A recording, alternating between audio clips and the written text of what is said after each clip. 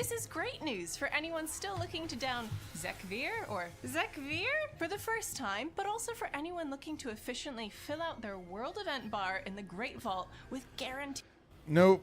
They just changed this, so hopefully they were able to get this info into the weekly reset, but unfortunately, no, this is no longer the case. 616 items. The big guy's health and damage have been reduced, egg hatch times and abilities take longer, and spittle and regenerating carapace now align with your character's interrupt cooldowns. Also, really rude of that, them to make don't these forget types of Bran changes is no longer the companion after they've made equivalent of a the weekly lifeguard reset. at an Very Olympic rude. swimming event, and actually, helps now. New Chad Bran is the glow-up of the century, and the fight is much more straightforward now. I first waltzed in on Zekvir at the beginning of the War Within with my 570 Hunter and was pretty much one-shot. Post-nerfs, I had him down pretty easily with just a couple of tries. Zekvir, here I come. Tally is the alt dude in this Zekvir, but I just met her. relationship, No, that and doesn't he's work. been able to fairly easily beat Zekvir on everything he's tried on it so far, including a 5. Yeah, I mean,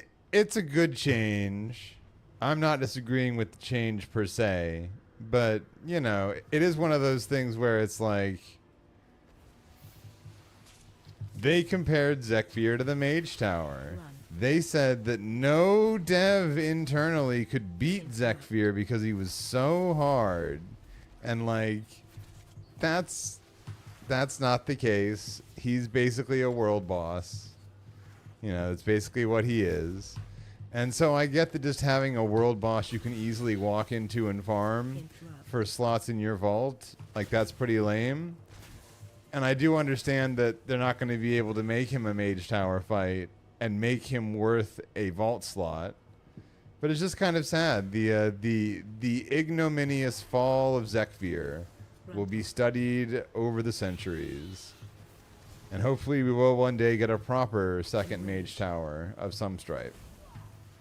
70 Fire Mage and a 540 Fury Warrior, which makes it easily the simplest way to get heroic track gear for lower level tunes, to the extent where, I mean, they're gonna change it, right? So Yeah, it they are. doesn't count as a tier And they 8 did. delve, right? I'd get Yeah. in there quick. With patch 11.0.5 somewhere on the horizon, we were delighted to see speedy updates to the Well, at new least they Shaman acknowledged they were definitely gonna Ascendance change it, models, so. which maybe didn't match the epic elemental channeling image that some players had of themselves. In a quick response to player feedback, the new baseline Ascendance model has been updated, but has also had a nice little helmet popped on, effectively taming the frankly insane hair effect on the original update. Luckily, for those who prefer to be a little extra, and Tally's whole folder of memes about the first attempt model, the glyph of energetic ascendance will allow shamans to set their hair free, while the glyph of traditional ascendance will keep it under wraps. Tally, Don't shoot it into open a the wall folder. has been called. Okay.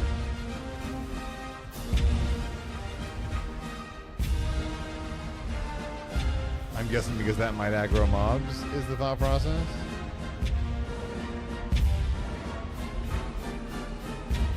Damn, bro was And really for players collecting who the ever memes. dare venture IRL, but within the safety of a reinforced steel vehicle, of course, no grass to be touched here. Popular sat-nav app Waze has just released a Thrall-flavored voice pack, as in Thrall, Chris Metzen in your ear, will guide your way. And not only does he give you directions, he gives you direction. In 0.1 miles, at the roundabout, make a U-turn. If you made a mistake, forgive yourself. We all make them, as I did with Garrosh becoming war chief. Not the first He or may last not be able mistake to you command made. the elements, but he'll get you to the supermarket and back and leave you feeling inspired and full of faction pride to boot. Also, this means that Thrall now has more voice lines on your average school run than he does in the entirety of the War Within. You know, they should also have a Varian voice option for Alliance enjoyers. Because Varian is also Chris Metzen. You've already got him in the booth. Just have him do a few Varian voice lines. You know, you could probably reuse a lot of the same stuff. You know, I don't have any problem with Thrall.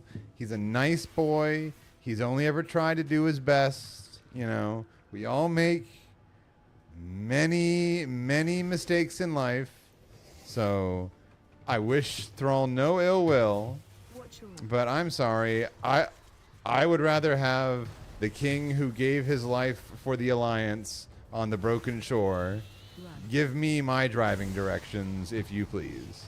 That would be my preference. So far. Pete. Where was Thrall, by the way? Not in a good place emotionally. So, you know. I like the heroes that aren't cowards, folks. I like the heroes that were on the Broken Shore. Some heroes were not on the Broken Shore that day, folks, and let's face it, we're poor for it.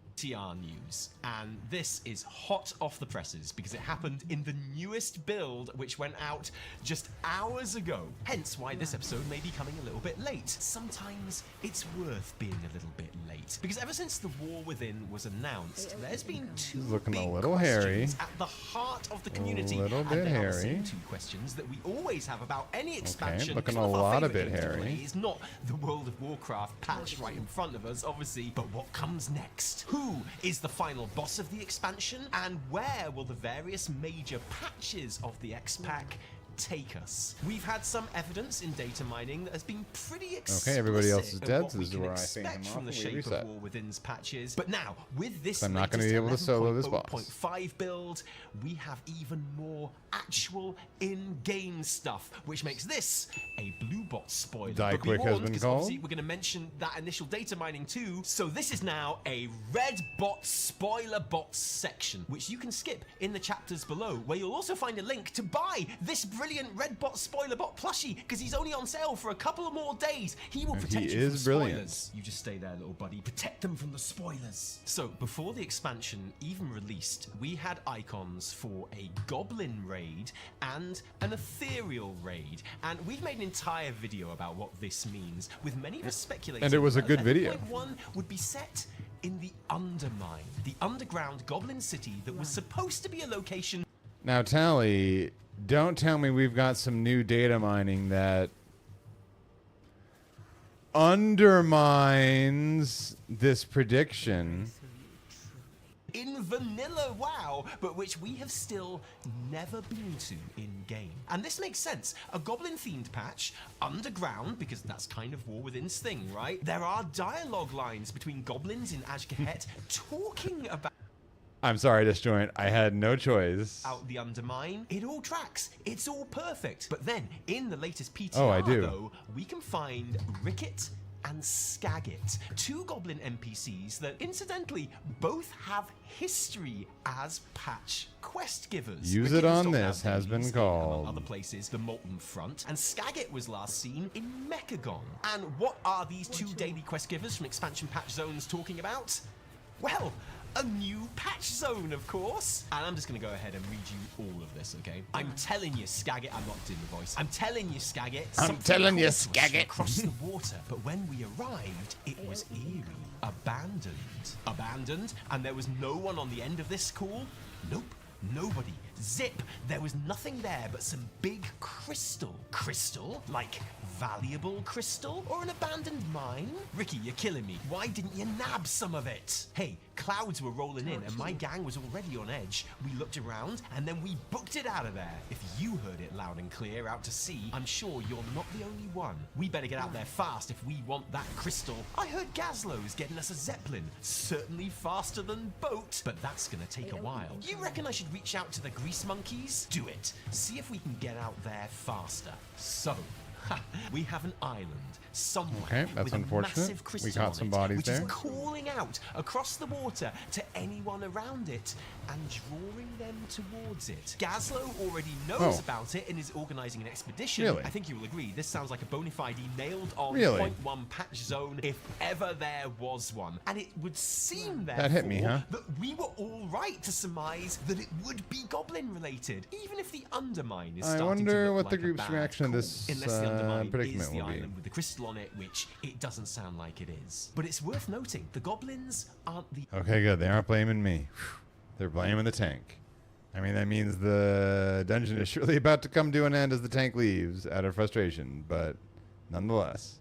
They ain't blaming me. One's interested in this island and its eerie crystal. Valenta Thuridale, an Arathi airship engineer, is one of numerous new Arathi NPCs up on the surface in Dornagao, and she can be overheard in conversation with Vokret, acquiring materials for a construction project, which would appear to be an Arathi airbase in the city. I am curious about the journey your people are undertaking. I don't mind telling you later. In private, perhaps. Oh man, I can't believe they don't want to have a sensitive conversation with me standing right next to their table, staring at them and grinning like an idiot. How rude! How paranoid! Doesn't matter anyway, though, because I know what it is. Not everyone in this town is quite so careful, like these two loose-lipped earthen. I heard that a few of the goblins have been talking about news of a discovery. Do you know what they have found? I only heard pebbles and shards. Something about a crystal on an island? A crystal?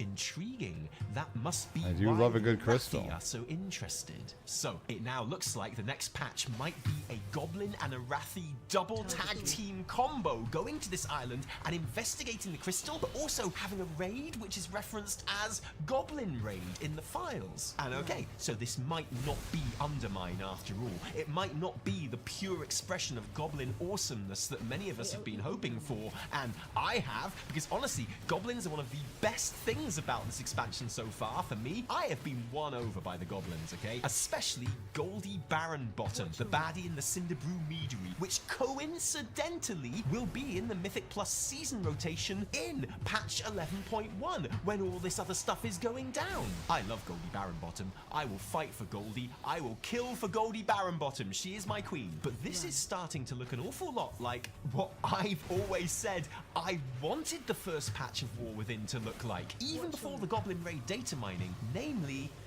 this key art from Hearthstone. I want my airship patch. I always said 11.1 I would be the agree. perfect time for it after an expansion opening set largely underground, clearly built Gallywix both better be the goblins raid boss and that we Arathi. kill in the What raid. better theme for the follow-up than Arathi and Goblin airship fun in the literal open sky? You can't get more opposite to 11.0 underground vibes than the literal open sky, and it definitely looks like that may be on the cards to a certain degree, and that makes me very, very happy indeed.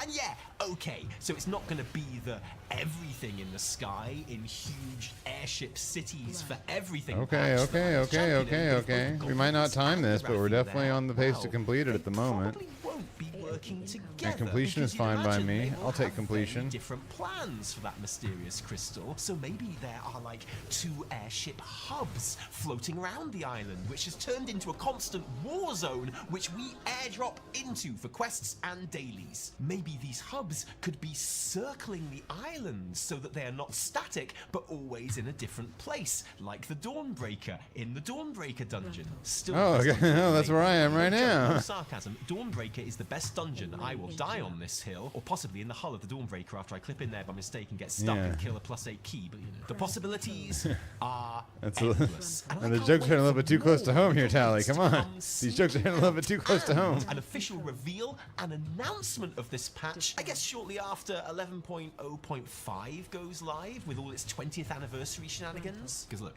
I am really excited about the anniversary stuff. Of course I am. But this is the real shit that gets me going. Oh, one last thing, but there's another new NPC in Dornagal too. This, well, the hairstyle would place her as a void elf, labelled as unknown, and with a dialogue bubble that appears when you hover over her that currently doesn't say anything at all. And you might have noticed, she's a Silver Covenant NPC. And there have been whispers online in the last couple of days of a Verisa NPC. No, don't say her in the name. We data can't mining. say her I'm name. not saying that this could be a placeholder for the most neglected Windrunner sister finally making an appearance in something meaningful. Yeah, she's making an appearance to say that her kids are dead. They've been killed by Xalatath. Off screen. But I mean, it could be. By the time we get this video published, I'm sure Wowhead will be all over this, and as always, we will put links to articles covering this and other news from the episode in the description below. But thank you for joining us today. If you like this video, don't thank us, thank our patrons who give their actual real-life money to make all of our work happen. I'm sorry, it's not spoilers anymore. And seriously, patrons, thank you, because without you, there would be a whole lot less Taliesin and Neverton. If you didn't like it, downvote the shit out of it, and remember, my name is Eric Buai. No, my name is Taliesin. From me and Evie, until next time, cheerio. I'm afraid I did like it, so I won't be downvoting it. I'm afraid I did like it, so I won't be downvoting it.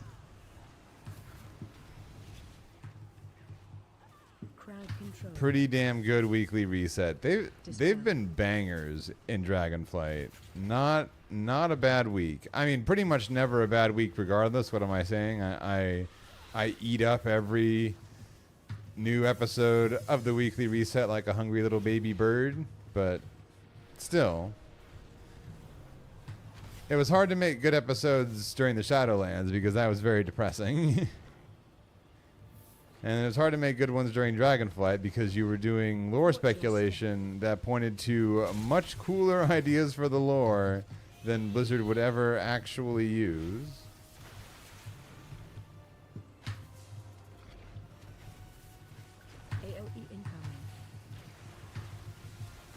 And it does make narrative sense to bring Verisa kind of back into the narrative here. Can I throw this? Throw this at you? Throw this at you, please? Hello? Throw this at you? Throw this at you? It does make sense to bring Verisa back into the narrative since it seems pretty obvious. I was using the special button.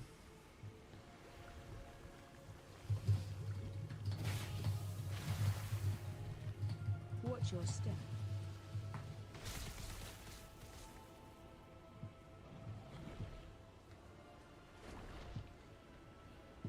Watch your step.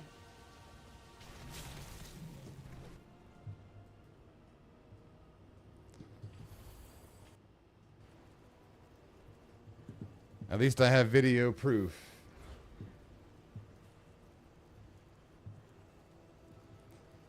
I would like to see some Alliance characters answer for their crimes.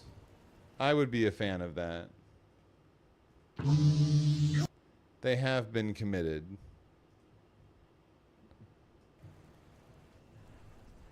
Now, I've had this one on the back burner for a little bit. In fact, so long, in fact, that this video came out before the man you see here, Eric Adams, was criminally indicted. This video... Wait, was he criminally indicted? I feel like he was at least criminally alleged. I'm not sure he was fully indicted. Whatever the actual legal terminology is, I'm not a lawyer. This is a video by one of my favorite content creators, FD Signifier, on black cops, and it just so happens to feature the now disgraced mayor of New York. All right, I want redemption here. Yeah, good, it worked. I got my redemption. It features the now disgraced mayor of New York, among other cops as well. Okay, he was indicted. Okay, good. Like, and the funny thing is like, as much as I don't like Eric Adams and have never liked Eric Adams, he was still the better choice of the two candidates because the other guy was literally head of a bunch of brown shirts. And sure, they technically wore red shirts, fair enough. But regardless, the Guardian Angels are nothing more than a barely legal brown shirt force that just go around New York City beating up random people, and that's the guy they could have had instead. So since we had to pick between one of the two of them, love Democracy, by the way. Democracy, really fucking great. Since we had to pick between one of the two of them, Eric Adams was the better choice between the two of them. But you know, here's hoping the next one is a little bit less openly corrupt and also not a former cop. Let's stop electing former cops.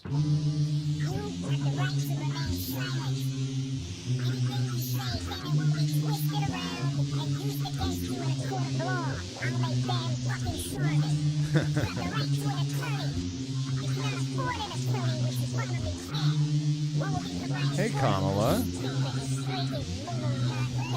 Lieutenant running up in your tenement, planting evidence on any black president. New York star this cool, it's the men in blue. We stick together like glue and make lies come true. My name's Officer O'Malley. I'll shoot you in the alley and burn you like a corpse at a fucking Klan rally. I got sticks selling nicks in the LES. I stay untouchable like my name's Elliot Ness. New York's finest, the bulletproof vest. I confiscate the chronic, I let you keep stress. That is unless you wanna try and test. I'm DG undercover, I'll lock up your mother. Just another brother, you ain't a mafia don. Who the fuck's payroll do you think that I'm on? The police department is like a crew. It does whatever it wants to do. The police department, we're like a crew. We do whatever we want to do. The police department, it's like a crew. It does whatever it wants to do. The police department, it's like a crew. It does whatever it wants to do. Legalized gangs.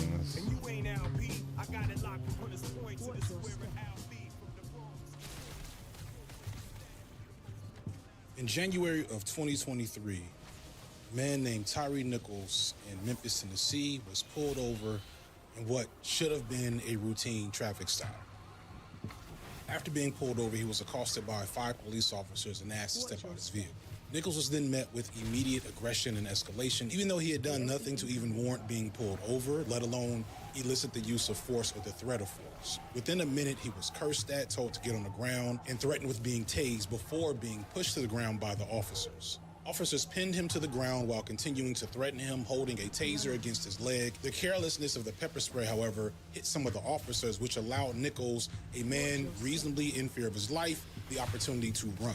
He was eventually chased down less than a mile from his mother's house, where he was attempting to escape to. There, Nichols, who was tall but due to Crohn's disease weighed less than 150 pounds, was tased and brutally beaten by these 5 officers for 4 minutes straight as the police barked a mixture of threats and orders at him before slumping his limp body on a police cruiser. At which point, the police can be seen laughing and celebrating their brutal attack on Nichols. It took 20 minutes before Nichols received any medical attention. He was eventually hospitalized and died 3 days later.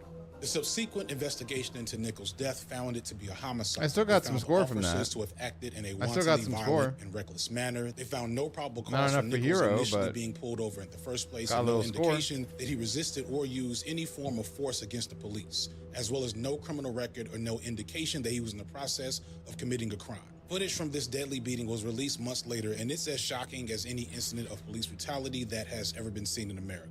He was beaten to death almost for the sake of the thrill for these officers. There's no other sensible explanation for this behavior. But even less sensible is the fact that the 5 men who murdered Tyree Nichols looked just like him. Tyree Nichols' killers were black male police officers. Second-degree murder. That's the most serious charge facing 5 former police officers. You can see all of them in... Well, yeah, Disjoint. I mean, it's one of the most well understood truisms in human existence. Absolute power corrupts absolutely. And we've given police absolute power over us. And I don't know, honestly, if there's a way to claw that power back. Like, not even just qualified immunity, but like, there are news stories about how, like, in small towns, when mayors or when city councils tried to defund the police, tried to scale back the power and authority of police, they found themselves the victims of targeted police violence. You know, kind of like a gang would do. And as I've also said on this stream before, the NYPD isn't just the largest police force in the country. It's the third largest army in the world. It goes the USA, China, and then the NYPD. And they just, I guess, occupy those five boroughs. Like, okay, so we gotta have as much military as the whole of fucking China to just keep New York on lockdown. Do you think if New York tried to curb back the power and authority of the NYPD, that the NYPD would allow that to happen? You think it's a surprise or an accident? The only two choices were a guy so in the pocket of the NYPD that he's basically wearing them as pants, and a guy that is like absolutely horrific and dangerous were the only two options for the mayor of NYC. Like, that's why I'm so excited to dig into this video, because that's the thing. Even if we wanted to claw back police power, and people make memes about like the blue flu and how during COVID police would like stand down and not do their jobs. That's just because like we weren't really doing anything that could negatively affect them. If we wanted to actually have there be fewer police, or have the police have less power, or have other types of law enforcement agencies kind of take the lead rather than just having like the fist with a stick be the option we use for everything, whether it's petty crime or homelessness or what have you. Like, if we actually tried to undermine police power, we've seen what they do in small towns.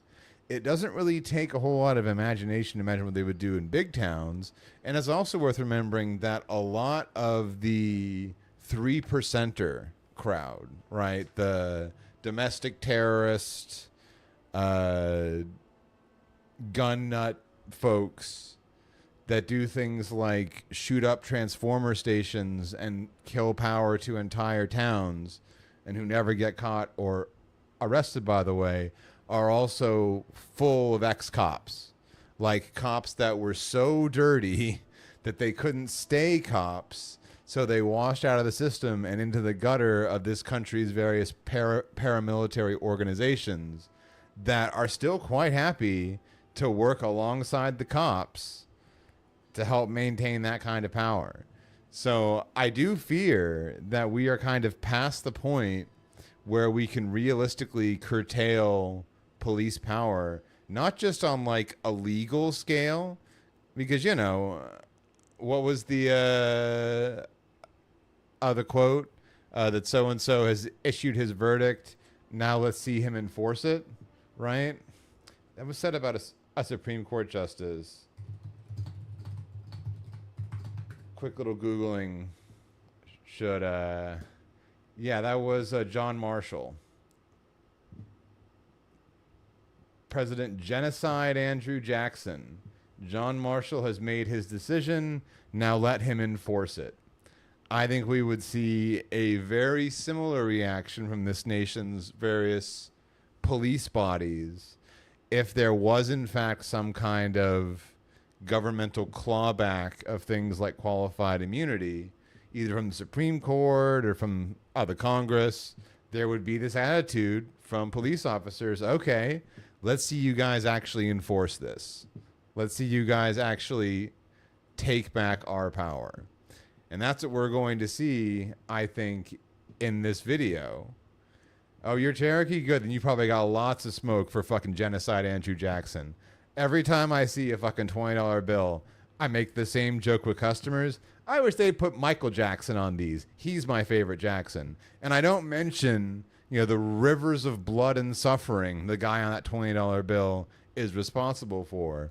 But I do take every chance I can to kind of take him down a peg and point to the fact, you know, this guy really shouldn't be on our money because, like, you know, we wouldn't want Hitler on our money, and Andrew Jackson not too far off the mark there. In fact, like, as many historians have commented, Hitler and Nazi Germany got a lot of their ideas from us. Like, we in the 19th century were the genesis of genocide in Europe in the 20th century. We, USA, the United States of genocide.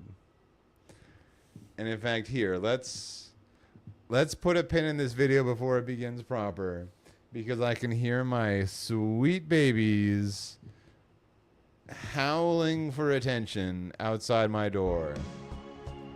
And before I get my soul absolutely crushed by terrifying police abuses of power, I would like to cuddle with my kitties. That's what I would like to do. So, yes, they are quite literally clawing their way into this room as we speak, saying, please, please, Dad. Okay, honeys, we can have some kitty time. We can have some kitty time.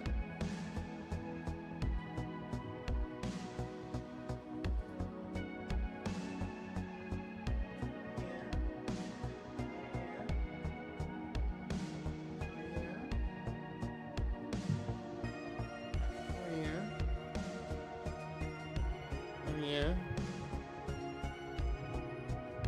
Were you part of that chorus?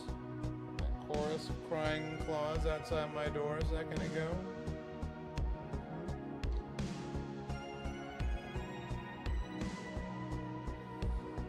I gave you a big meal and lots of cuddles before the stream. I gave you a big meal and lots of cuddles before the stream. Couldn't even make it 2 hours. Couldn't even make it 2 hours. What's up with that? What's up with that? What's up with that?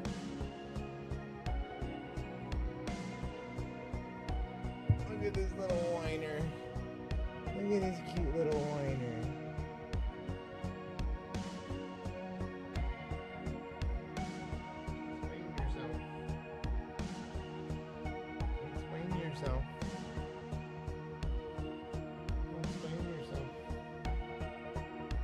You had so much to say just a few minutes ago. You're not saying anything.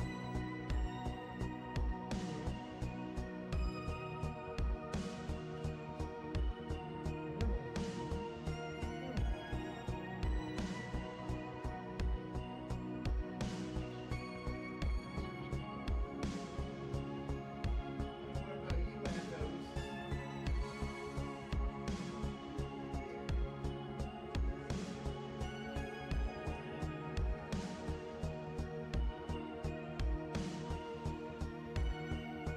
As for you, Athos, little miss only makes noise when she thinks I can't see her. Little miss puts her paws and claws directly on my throat to show her affection for me. A little smirk. A little smirk. And a little smirk. Well, if you want to come up here then, Aramis. Come on.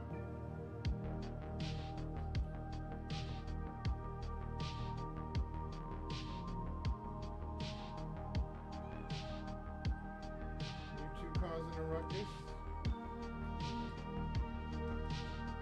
two causing a ruckus? Look at this little ruckus causer.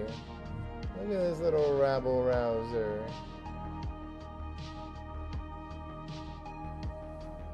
Yeah, D'Artagnan and Porthos are just sitting out on the other side of the door and being nice and well behaved. It's these two causing the ruckus. It's these two causing the ruckus. I'm gonna get them some food, and then we'll resume the video.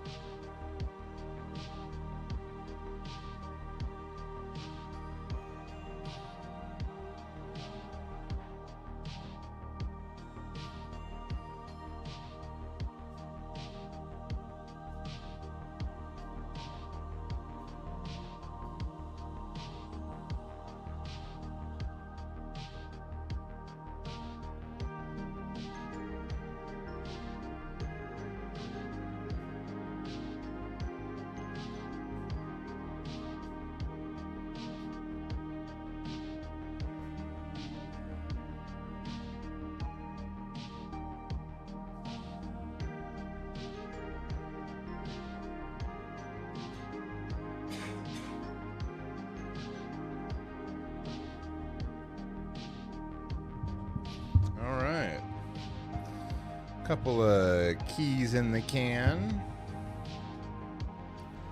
A little bit of score gained. Sweet little babies. Cuddled.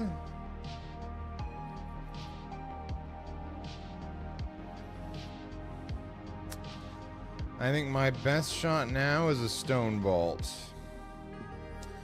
I think if my goal is to get to Keystone Master tonight, with my current score and my current dungeons, let me just take a look at guild chat real quick.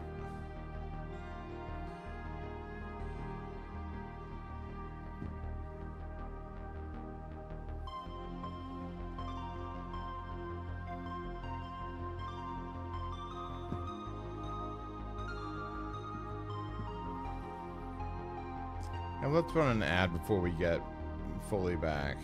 Let's run an ad before we get fully back. That'll give me a time to actually begin eating my dinner.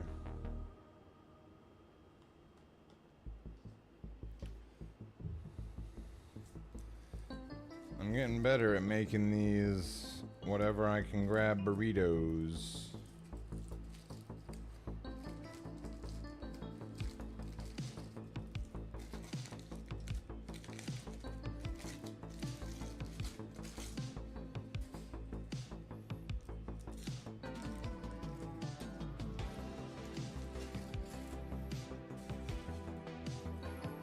I was not very good at wrapping burritos at first, but they are undeniably one of the most convenient vehicles for shoving a lot of shit into a container to eat later.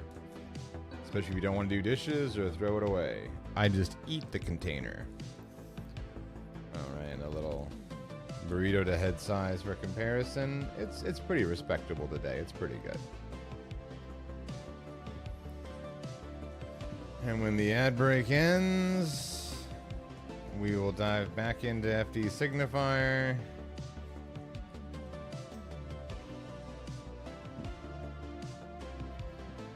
And we're gonna try Stone Vault. We're gonna try Stone Vault. Ads over.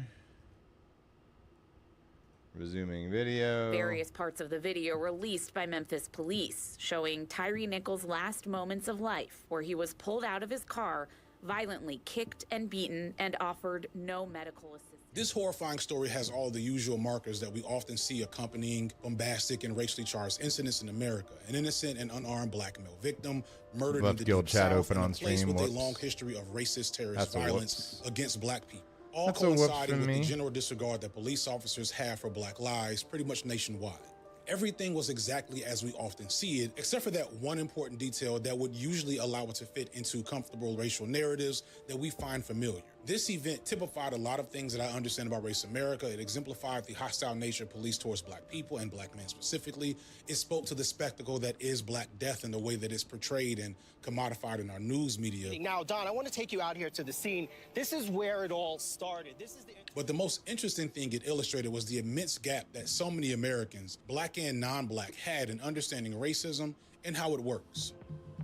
I wasn't all that shocked by conservatives and right-wingers who attempted to take the perceived novelty of this incident as an opportunity to deny the existence of racism, which they do pretty much anytime racism occurs, no matter the circumstances or how legitimate the claim might be. But it was clear that white liberals and even some white leftists were stunned to see that this brutal act of violence was intraracial. Some struggled to understand how and why 5 black police officers would behave this way. It doesn't fit into the typical narratives around racial injustice. At least if you're an outsider, it doesn't. But if you know, you know. The depths of internalized anti-blackness are difficult to understand, and if you don't have And if you don't know, now you know.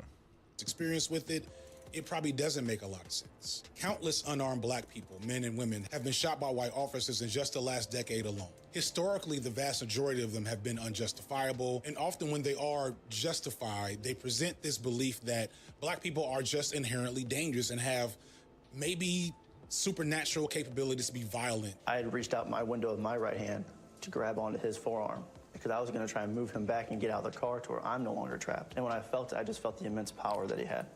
I mean, the way I've described it is it was like a 5-year-old holding on to Hulk Hogan. That's just how big this man was. Hulk Hogan? He was very large.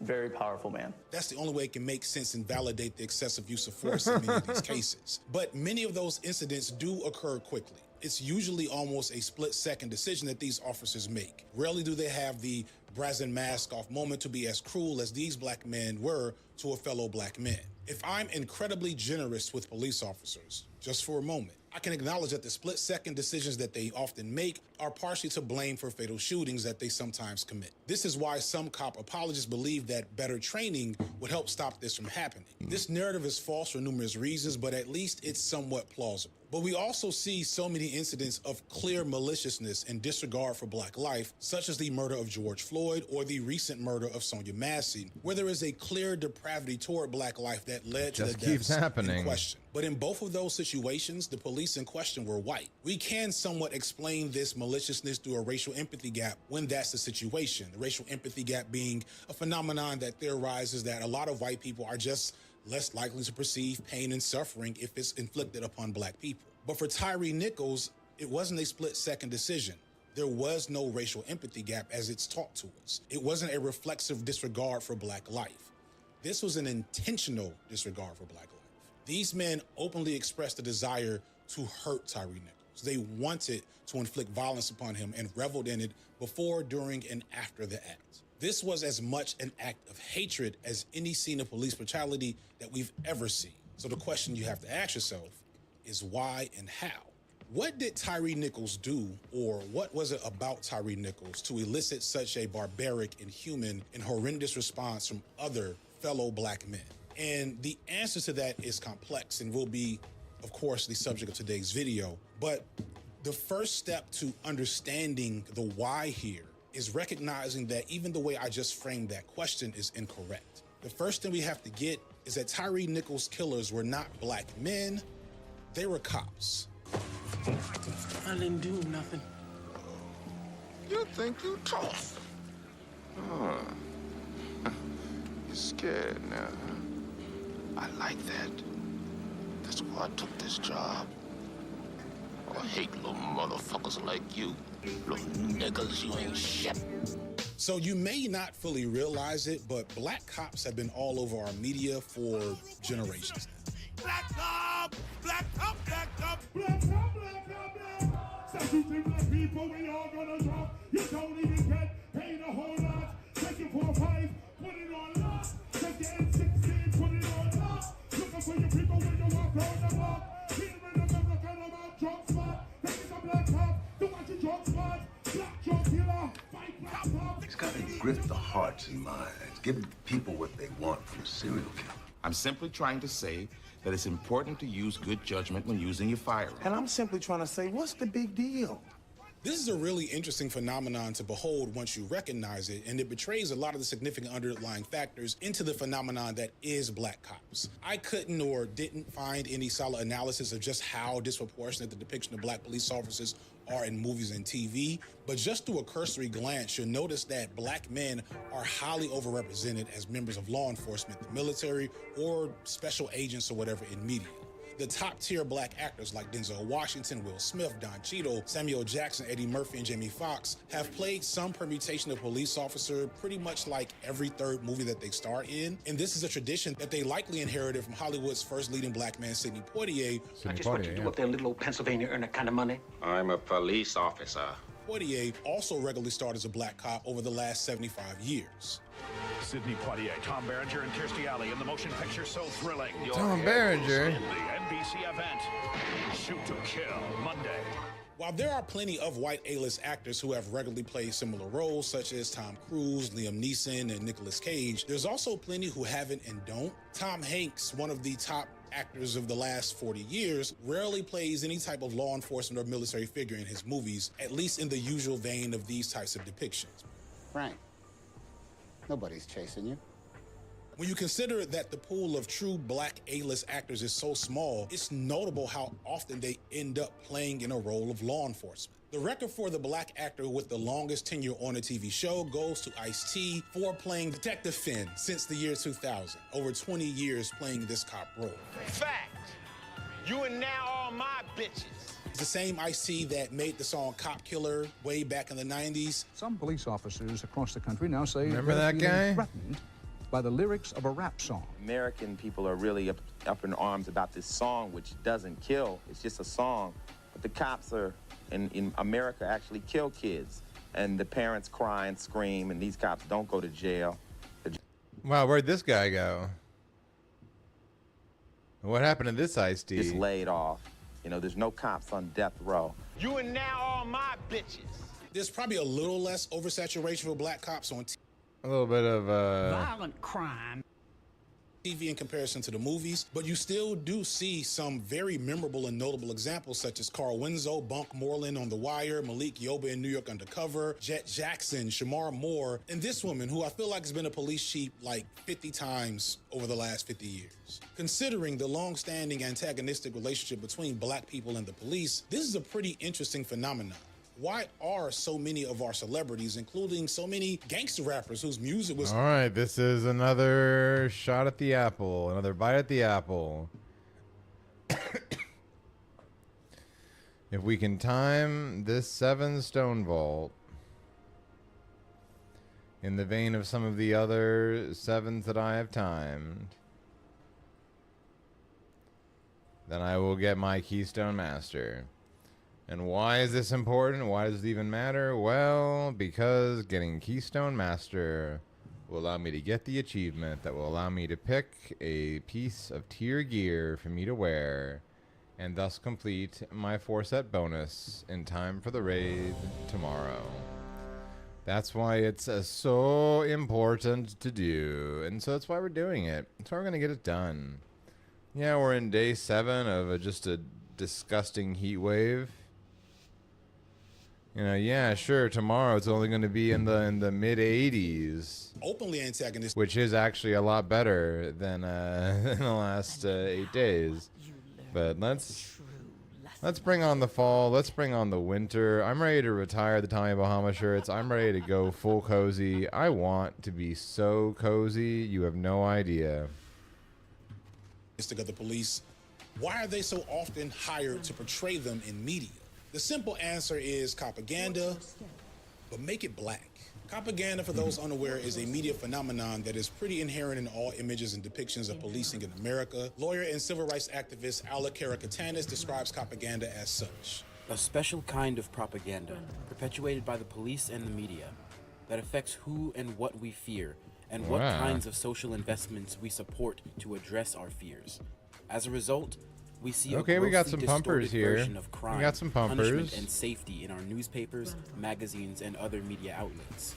The news generates fear by focusing on crimes committed by the most marginalized people, while ignoring far more serious threats to our collective well-being. Got a couple of Frost DKs in here. That the best way to respond to our fear lots of battle is to increase reses. Government repression through police, prosecution, and prisons, as opposed to addressing the root causes of interpersonal harm. The concept of propaganda as a term to define this phenomenon is relatively new. It's a theoretical concept that was developed over the last decade or so as people began to become more critical of policing and more questioning as to why policing as we knew it, as ineffectual as it is, has been allowed to go mostly unchanged for so long. However, the reality of propaganda goes back nearly 75 years to a show called Dragon.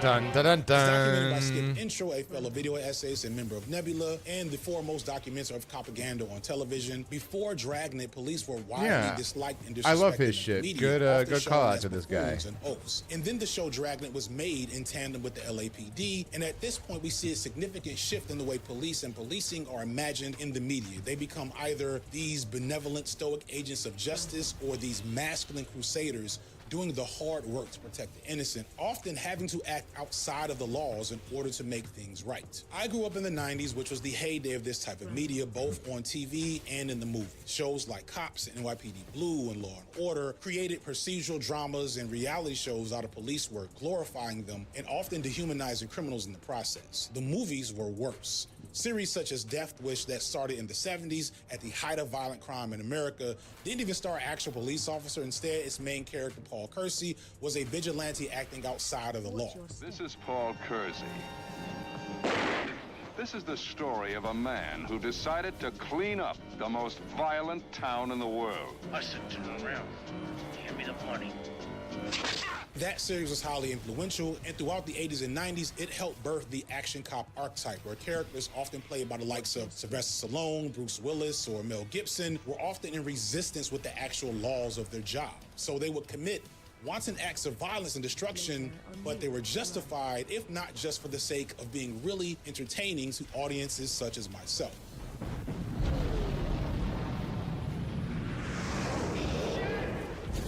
Shit. As we go forward, I want to make sure it's understood that the goal of this analysis of media isn't to say that X media is bad for X reason and that it's not entertaining, because it is. And we need to acknowledge and admit this in order to have a stronger analysis of what actually is happening in this media that's being presented to us. What actually is happening, what messages are being spread, and who are these messages for? I can't act like Demolition Man isn't one of my favorite movies of all time. It's a banger. Time for something new and improved. Oh, hell. Oh, hell.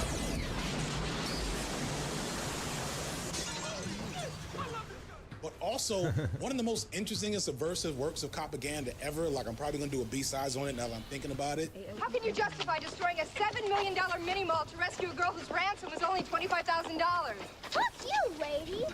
Good answer. Just understand, I'm not here to ruin your fun or make you feel bad for liking, John Wick or the next Jason Statham movie. At least not on purpose. So far, though, it seems like I'm naming a bunch of white guys, right? But this doesn't mean black men weren't there getting in on the fun. As I mentioned earlier, Sidney Poitier often played police officers. Eddie Murphy, Denzel Washington have been cops dozens of times, and that tradition continues today with Ice Cube and Kevin Hart, even Denzel Washington's son, John David Washington. Me? Yeah. I mean, I can tell that you're a pure Aryan white man from the way you pronounce certain words. My favorite piece of black propaganda from this era is Action Jackson, starring Carl Weathers. Hi, Mr. Ed.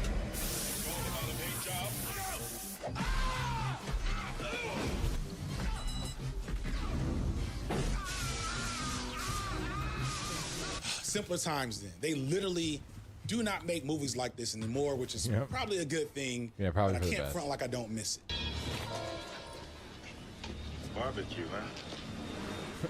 How do you like your ribs? And it's for Yeah, good these are reason, some because bangers. images in movies like Action Jackson contribute to harm in ways that we often don't understand until a nigga gets killed by the police. Watching Paul Kersey walk through his neighborhood and shoot rabid criminals who just happen to be predominantly black and brown youth doesn't hit the same since George Zimmerman tried to be Paul Kersey in real life and got away with it.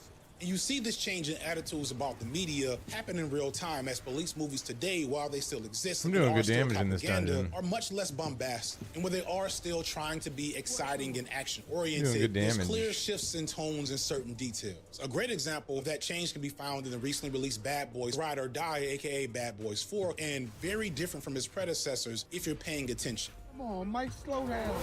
We are late. My stomach, Mike. I need a ginger ale. Get a ginger ale and nothing else.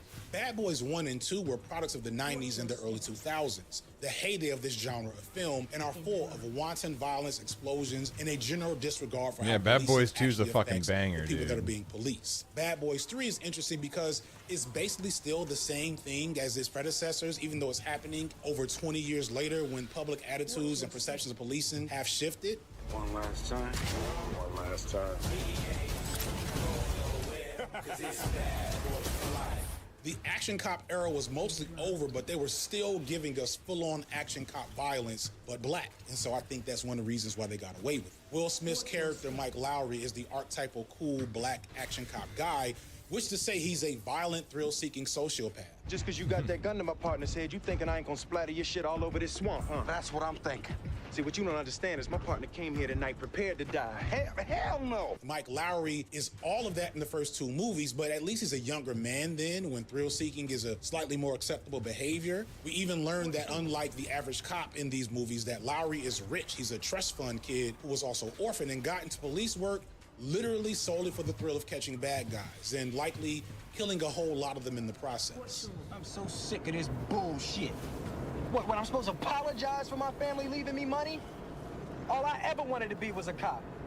I get up early and I take it to the max every day. But nearly 30 years later in Bad Boys 3, we see Lowry in his 50s still as the exact same man he was in his 20s, fighting the creep of age and time to maintain this brazenly violent lifestyle, even as it almost He keeps saying brazen in a very interesting way. cost him his life. That fool put holes in me. And you're filling them with hate, Mike. Look, you need to start thinking about your karma, man. This was a sign. A sign, yeah. A sign to turn up. So I'm supposed to bow down now, get this bitch a pass? Turn up? What are you, 20? You need to turn that shit off. We see him brutalize an informant in the first 30 minutes and constantly seek out the most violent outcomes to solve any problems he's facing. And I'd argue that they couldn't get away with this if it wasn't Will Smith, a black man starring in the film. But Bad Boys for Life came out in January of 2020, and that summer after George Floyd's murder produced nationwide protests and riots, we see an immediate greater shift in all of the most popular images of police in police-oriented media. Cop shows like Brooklyn Nine-Nine try their best to make sense of their role in society. It's been a tough year to be a black man and a police captain. And shows like Cops are canceled outright. I would argue that we even see the traditional aesthetics of police media and action movies get subsumed into the superhero and fantasy genres in an effort to create more distance between our love of the spectacle of action cops and the But The Falcon and Winter Soldier was a really good series. Looking forward to Captain America 4. real-life consequences of policing. So you Unironically. see Will Smith fighting orcs in Bright, which I know everyone hated that, but I can't lie, it piqued my interest. Tell these dickheads in Orcish to get the fuck back in their vehicles and drive home, or they're all going to jail. But they speak English. But you understand, right? Speak English? Of course. And then Jamie Foxx has been a supernatural Yeah, we cop twice speak already English. on Netflix in the last few years, fighting superpowered thugs in Project Power and vampires in the day shift. So when Bad Boys Ride or Die, aka Bad Boys 4, comes to us earlier this year, we see the effects of the shift in attitudes. It starts with Mike Lowry getting married, trying to subvert the loose cannon image that the character has had this entire time. And Martin's character becomes much more prominent, and the comedic tone is greatly heightened. Are those dogs fresh? And for most of the movie, the most violent elements are not undertaken by police officers. In fact, Will and Martin in this movie, for the first hour and 20 minutes, they don't kill anybody. They maybe kill DJ Khaled, which, Yeah, it's fair. And then they even add this underdeveloped subplot that Mike Lowry, Will Smith's character, can't do his usual psycho cop act because he has anxiety attacks or whatever. Hell yeah, dude. Panic attacks, brother. Welcome to the club. I don't have it. Negative. It's not until the last big action scene that they start actually shooting people, which, if you're not paying attention, you don't notice it. But the way I was watching, I was like, Got my shit I see what killed. y'all motherfuckers are trying to do. There's another interesting thing that happens in Bad Boys 4, which brings up probably the most significant point I'm going to make about black cops within the character Reggie. I could have lived that too. Who the fuck are you? I'm Mr. Bennett. I'm Reggie. Reggie, at first, we only see as this one-off side character in Bad Boys 2 when Martin and Will traumatize him for comic relief. When he comes to take Martin's daughter on a date, I just got out of jail and I ain't going back. I ain't going back. What's wrong with you? You acting all scared, nigga. You ain't never seen a gun before? Man, stop pointing the gun at poor man. Nigga, look. Don't you disrespect me in front of company. All right, let the gun go off. now this scene is still funny to me. I still laugh watching it all these years later. I'm sorry, judge me if you want, but it is less funny knowing how this weird patriarchal habit plays out in real life, where men pointing guns at little boys before prom starts to go viral. Don't do that to my sons. We're gonna have a talk. But this scene introduces arguably one of the most significant aspects of black man policing specifically, the performance of manhood. Show me some ID. I don't have none on me. You don't have no idea. Get your ass up against that wall. What the fuck is your problem? You think you know it all? You little young thundercat. You got joints on you? You smoke that shit? If you're a regular viewer, you know I've talked a lot about black masculinity and all its challenges and complexities. I have a whole playlist that goes onto those topics if you want to dig deeper. One recurring theme of my work and the work around black masculinity in general is the fact that black men were never meant to occupy the role of man in America. The price you had to pay, the price you're expected to pay, and which you have to outwit, James Baldwin, is your sex. No, a black man is forbidden by definition since he's black to assume the roles, the burdens, the duties, and the joys of being a man. In the same way that my child produced in your body did not belong to me, but to the master. He could be sold at any moment. Your manhood is being slowly destroyed hour by hour, day by day. Your woman's watching it. You're watching her watch it, you know, and the love that you have for each other is being to be destroyed hour by hour and day by day. It's not her fault, it's not your fault, but there it goes because the pressures under which you live are inhuman. My father finally went mad. And I understood when I became a man how that could happen. It wasn't that he didn't love us, he loved us. It wasn't that he didn't love his wife, our mother. He loved her, but he couldn't take it. Since slavery, black men were at best brutes and bucks and most commonly referred to as boys, even when they were full-grown adults. Black men were livestock who served in menial roles as laborers or breeders, or they were lazy, docile, backward things that required the guidance and protection of white men in order to function. And if not that, then they were mindless monsters who required rigid policing lest they lay waste to any civil society and, of course, assault any white woman on sight. This paradoxical and often sexualized tension around black manhood is at the core of much of America's racist past and the narratives around black men's feebleness or monstrous stereotypes that persist to this day. Even as rights have been attained and progress has been made, black men today are often faced with remnants of that message that we are not real men. We can imitate white manhood and masculinity. We can perform aspects of it, but we will always remain defective versions of it. Even as we clearly present all the features, both positive and negative, of manhood, the goalposts are moved or actions are taken to debase us in order to ensure that we are never comfortable in that role. And to be clear, this isn't isolated to black men. It was black life in general this entire time. Any formulation of black life that too closely imitated white life was wrong and met with resistance. White women advocated for laws that forced black women to have to work in white households even when they didn't need to, just to make sure that they always were working and couldn't be stay-at-home ladies like they were. Anti-loitering laws made it illegal for black people to group together idly for a good time. And segregated schools created inferior learning environments for black children and so on. What does this history of racial violence along gendered lines have to do with Reggie and black policing, though? Regardless of the realities of how black men are regarded, it has never stopped us from pursuing and playing the masculine roles that we can in our community. All of these forces serve as barriers to keep this from happening, but it doesn't make it impossible, of course.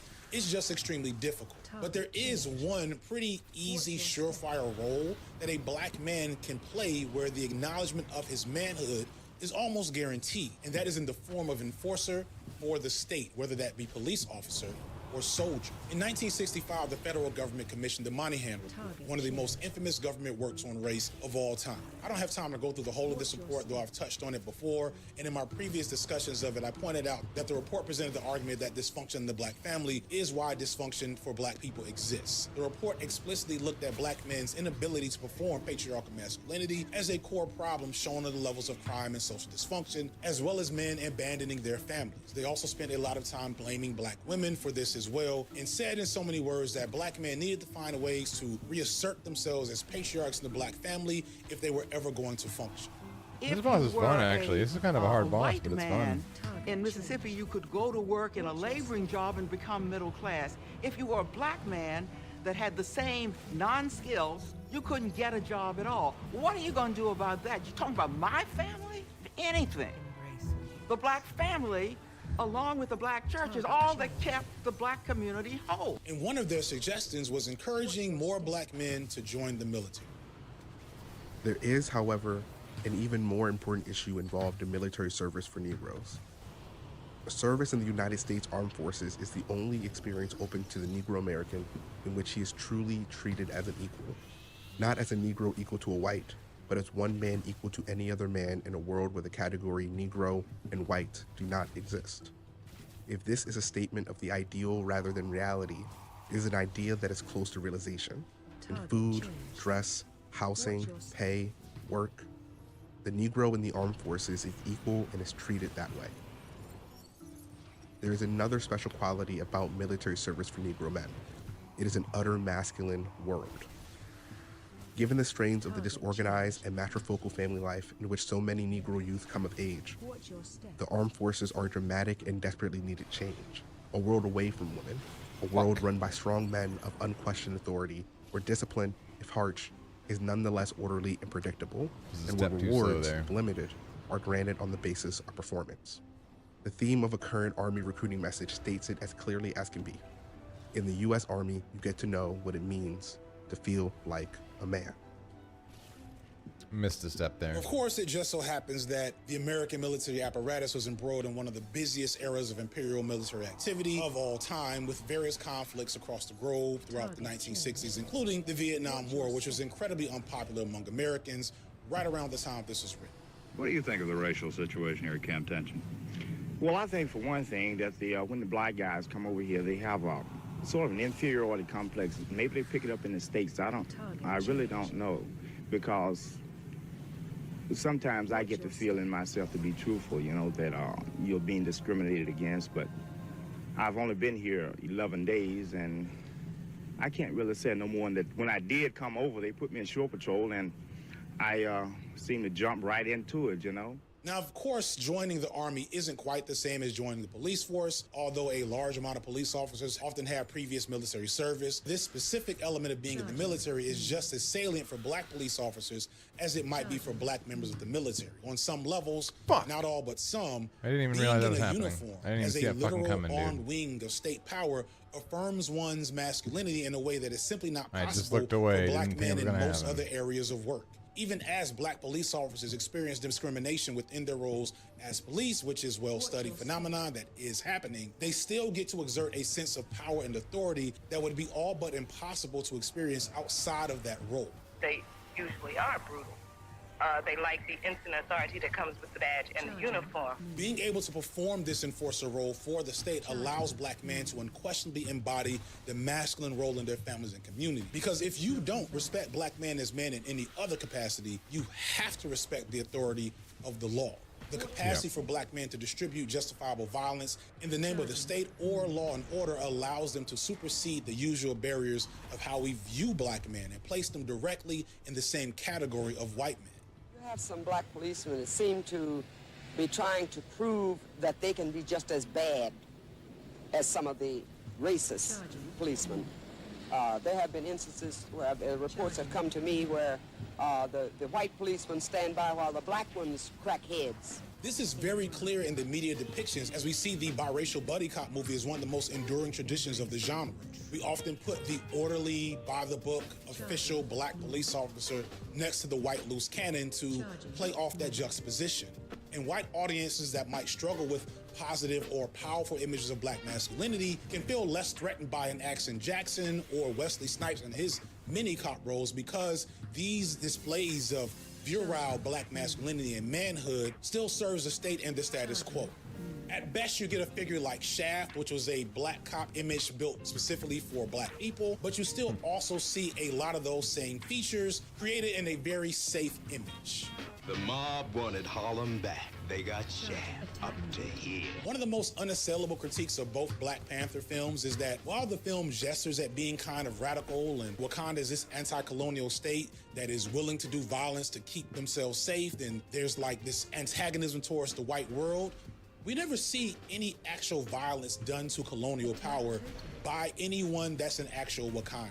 The only persons that actually kill in the name of liberation in Black Panther are their villains. We're going to send vibranium weapons out to our war dogs.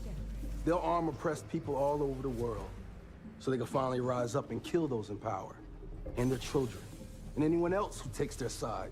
So this media trickery gives us You the know? best or maybe the worst of both worlds with black cops in media. We get to see the violent masculine display and affirm black manhood, but in a safe and digestible way. We get to reify this system and how it helps black men be real men, as in the case of Reggie, who after this brief moment in Bad Boys 2 returns 20 years later for another brief moment in Bad Boys 3, where we see that he eventually married the daughter of Martin's character and is now a decorated military veteran, as if to imply that the whimpering boy who was comedically traumatized by Will and Martin in Bad Boys 2 was strengthened and heartened by the experience and remained with the family where he could become a real man. And then in Bad Boys 4, he gets his shining moment, allowing his character arc to come full circle.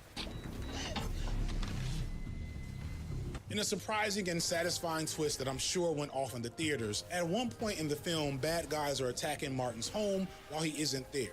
So Martin's character is about to fall short of one of the most basic tenets of masculinity, the responsibility to protect one's home and loved ones. So Marcus calls Reggie to warn him to get the family We can out still of the time home. this. Instead, Reggie hides the women We in a can be safe heroes place and proceeds just to for one single-handedly day. destroy the intruders. Just for in a one day, gloriously we can be violent fashion, heroes. ending with a slightly unnerving salute to them via the in-home camera system, with the carnage and chaos he caused still in motion behind him. Much to the surprise and glee of his elder patriarchs, who get to take credit for this man's activity. Who the fuck is this guy? Boy, that's my boy. At the very end of the film, Marcus and Mike try to again denigrate Reggie like they did years before, but are forced to recognize that his capacity for violence greatly exceeds their own, and they symbolically pass the torch to him by allowing him to take over an iconic position of masculinity, the grill master. It matter if I changed up.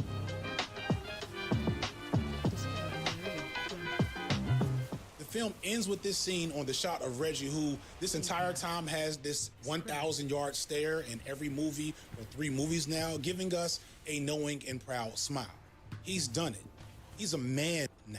This is what makes black propaganda so effective and black policing so insidious. Let's be very clear. This is an incredibly effective and engaging bit of long-term storytelling happening in the background for his character. It's just pretty gross when you think about it too hard.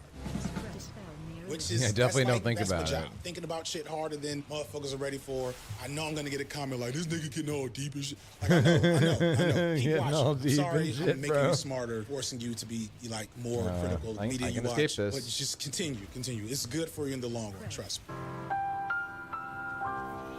A core truth of black policing can be found in those lines from the Moynihan Report. The military is a world where the category Negro and white do not exist.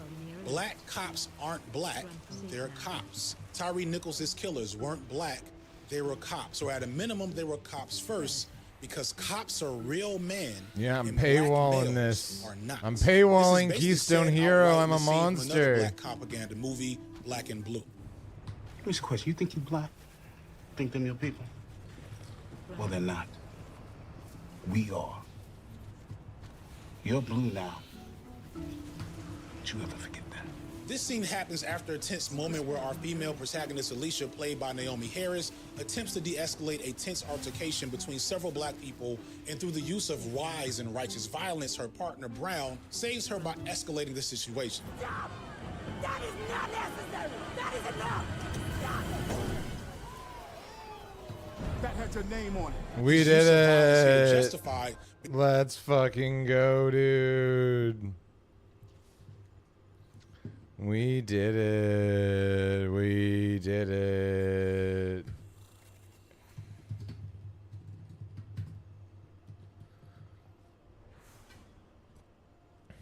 I got Keystone Master. I got a little bit of gear. A little bit of Warbound gear. Kaloo Kalay.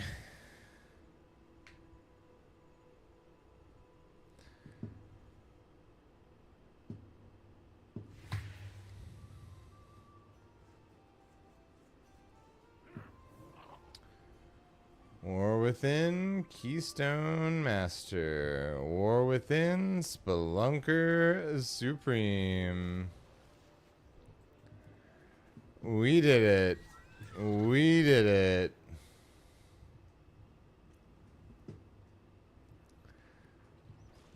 I can't believe I ended up paywalling that as well. I had a moment where I snoozed the ad for 5 minutes because I thought we'd be done with the dungeon in less than 5 minutes. And it snoozed the ad for just long enough to ensure the ad was definitely starting right when I got Keystone Master. But you know, we got it.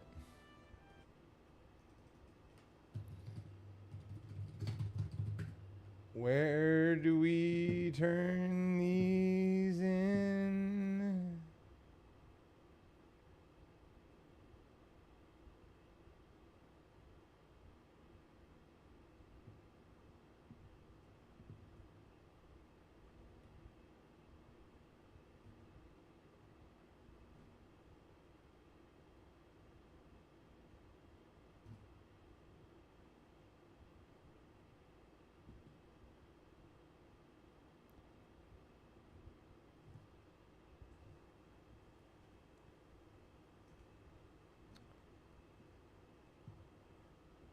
It's a spider boy?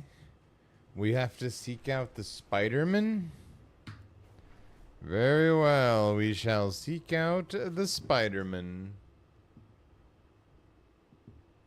Because he correctly identified a threat. Black and Blue was pretty heinous as a work of propaganda. It was made in 2019, so it exists in the post-Mike Brown Black Lives Matter era, where media would usually make attempts to critique policing while also doing everything it can to justify and legitimize it, pulling upon the tradition of what I'm going to call one bad appleism.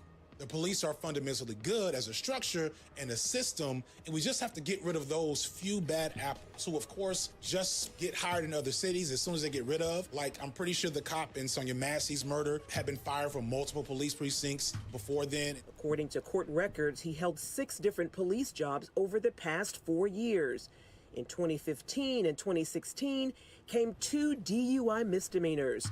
And before that, an Army discharge for misconduct. And that's a story that happens all the time when you talk about police officers that kill unarmed black people. In the case of this film, the bad apples are a set of police officers running a criminal enterprise, which is far less rare than you think. Brown himself is a part of this enterprise, being an accessory to the murder of several black men and eventually losing his life in the process of trying to cover it up. And in that, Brown becomes an excellent example of the reality of black policing. He thought that his blackness would be covered up by his blueness, that if he ordained and participated in the subjugation and harm of his own people, that he would be spared by the reality of his role. And this is hardly ever the case in real life or media, whether it be Brown and Denzel Washington in Training Day. Dirty cops, black or otherwise, always get their desserts. Think you made a difference here tonight, Wes? You changed nothing. Maybe not, but it's a start. Oh, burned him, dude.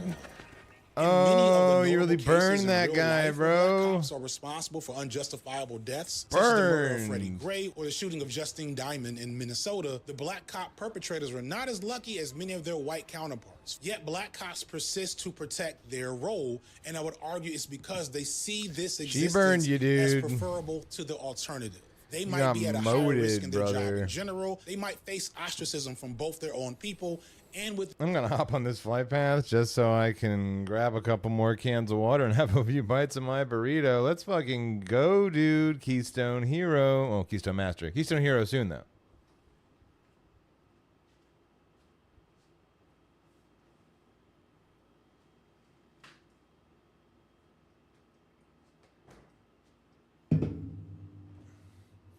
Now all I need is something really cool and sweet and fun and cool to come out of my vault tomorrow. And we'll be having a great fucking time. That's all we need now. Something great and cool and sweet and cool to happen tomorrow. That's indeed how life operates in a lot of ways. Life would be pretty good if something cool and sweet and cool happens tomorrow. And sometimes it does happen. In their police roles, but they have something that many black men and women never truly have. They have the power of the state. And with the power of the state in hand, all cops have the potential to do immense harm to black people.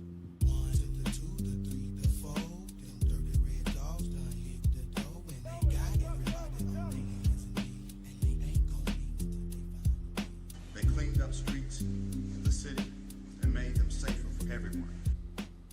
In 1987, in the thick of the crack epidemic, but years before the '94 crime bill, the Atlanta Police Department commissioned the Red Dog Unit, an aggressive anti-drug task force full of mostly black officers commissioned with getting drugs off the streets of Atlanta. Red Dog stood for Run Every Drug Dealer Out of Georgia and was named as such in conjunction with the Georgia Bulldog football team and their famous blitzing Red Dog defense or something like that. How about them dogs?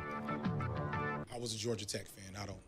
And this is because the Red Dog Unit was not afraid to use shock and awe blitzkrieg tactics when it came to getting drugs off the streets. In fact, if you let the streets tell it, this was their favorite tactic and earned them the nickname the Jump Out Boys due to their propensity to just pull up and jump out of their cars with aggressive and often brutal activity.